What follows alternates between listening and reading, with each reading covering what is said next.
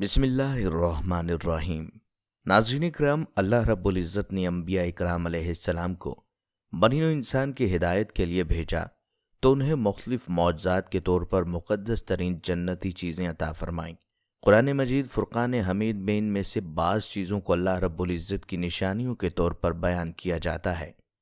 آج کی ویڈیو میں ہم آپ کو انبیاء کرام علیہ السلام کی 14 مقدس ترین جنتی چیزوں کے بارے میں بتائیں گے۔ نمبر 1، حضرت آدم علیہ السلام کے قدم مبارک کے نشان۔ حضرت آدم علیہ السلام کو سری لنکا کے سری پیٹا نامی پہاڑ کی چوٹی پر اتارا گیا۔ اس وقت حضرت آدم علیہ السلام کے پاؤں اس پہاڑ پر اور سر آسمان میں تھا۔ پھر حضرت آدم علیہ السلام کا قد مبارک کم کر کے 60 گز اور چوڑائی 7 گز کر دی گئی۔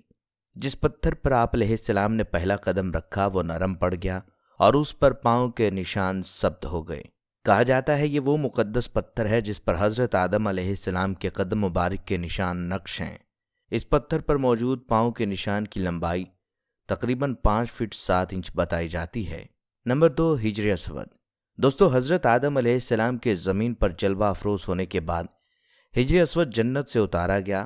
اس وقت ہجر اسود کی روشن شعاعیں کئی میل تک جاتی تھیں۔ حدیث نبوی میں مرکوز ہے کہ ہجر اسود کو جنت سے اتارا گیا ہے اور یہ دودھ کی طرح سفید تھا۔ پھر بنی آدم کی خطاؤں نے اس کو سیاہ کر دیا۔ ہجر اسود جنت کے یاقوتوں میں سے ایک یاقوت ہے اور حضرت آدم علیہ السلام کے ساتھ جنت سے اتارا گیا۔ اسے لانے والے حضرت جبرائیل علیہ السلام تھے۔ حضرت آدم علیہ السلام نے ہجر اسود کو پہچانا تو انہیں اس سے محبت ہو گئی۔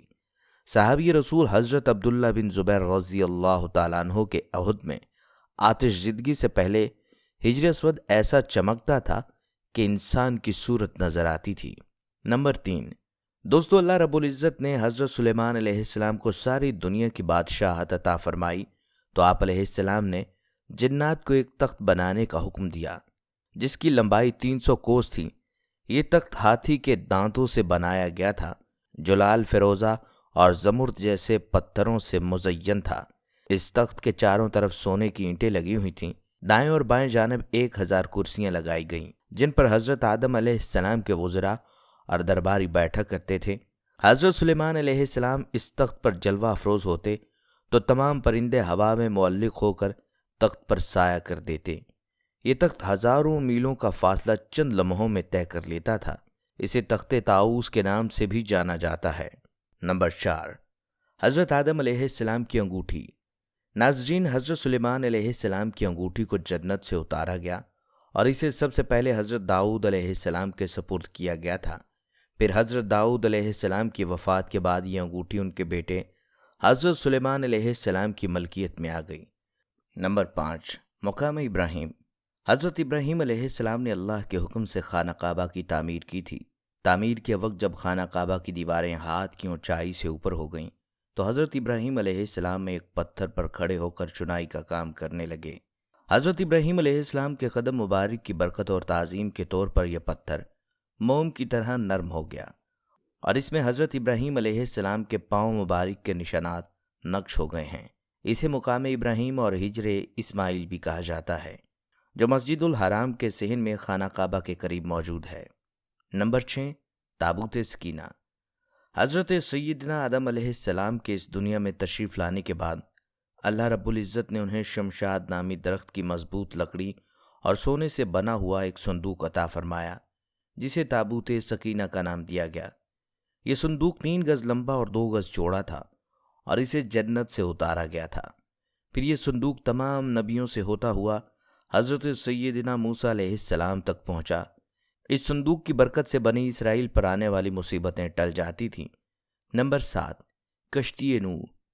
خواتین و حضرات، جب قوم نوح کی سرکشی اپنے عروج پر پہنچی تو اللہ رب العزت نے حضرت نوح علیہ السلام کی قوم پر آنے والے طوفان کی خبر دی اور آپ کو ایک کشتی تیار کرنے کا حکم دیا۔ کشتی بنانے کے لیے لکڑی کی ضرورت تھی، چنانچہ حضرت نوح علیہ السلام نے ساگون نامی کچھ درخت لگائے جن کی لکڑی بہت مضبوط تھی۔ یہ درخت 100 سال میں تیار ہوئے۔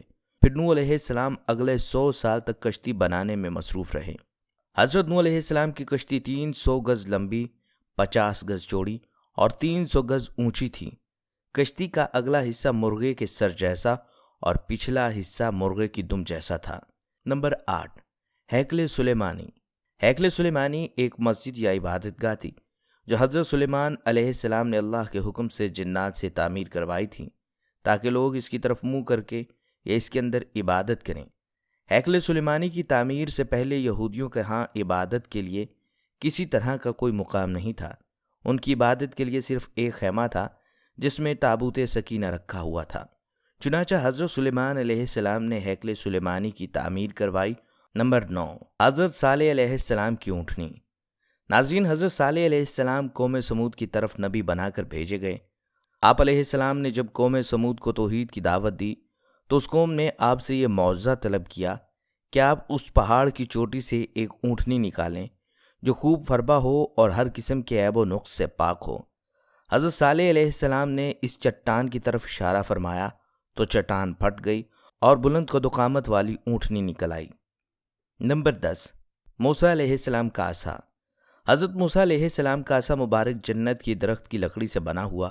اسے حضرت آدم علیہ السلام جنت سے لائے تھے اور پھر یہ مختلف انبیاء کرام علیہ السلام سے ہوتا ہوا حضرت موسیٰ علیہ السلام تک پہنچا۔ حضرت موسیٰ علیہ السلام کا عصا مبارک 10 گز لمبا، اس کی 2 شاخیں تھیں جو اندھیرے میں روشنی کا کام دیتیں۔ یہ سوتے میں پہرا دیتا اور چلتے ہوئے ساتھ ساتھ چلا کرتا تھا۔ دشمنوں اور پرندوں کو مارتا تھا، کنویں سے پانی نکالنے کے لیے رسی بن جاتا اور حضرت موسیٰ علیہ السلام کا سامان بھی اٹھایا کرتا تھا۔ نمبر 11، قمیض یوسفی۔ حضرت یعقوب علیہ السلام اپنے بیٹے حضرت یوسف علیہ السلام کی جدائی میں بہت غمگین ہوئے اور ان کے غم میں آنسو بہا بہا کر آنکھوں کی روشنی متاثر ہو گئی۔ کئی سال بعد جب حضرت یوسف علیہ السلام کو اپنے بھائیوں کے ذریعے والد محترم کی آنکھوں کی روشنی متاثر ہونے کا علم ہوا تو انہوں نے اپنی قمیض مبارک تبرک کے طور پر اپنے والد محترم کے لیے بھیجی اور فرمایا، میرا یہ کرتا باپ کے منہ پر ڈال دینا، وہ دیکھنے والے ہو جائیں گے۔ جب حضرت یوسف علیہ السلام کے بھائیوں نے وہ کرتا حضرت یعقوب علیہ السلام کے چہرہ اقدس پر ڈالا تو حضرت یعقوب علیہ السلام کی بینائی لوٹ آئی۔ نمبر 12، آب زمزم۔ آب زمزم تقریباً 5000 سال پہلے آپ علیہ السلام کی والدہ حضرت سیدنا حاجرہ رضی اللہ تعالیٰ عنہ نے پانی کی تلاش میں صفا و مروہ کے 7 چکر لگائے۔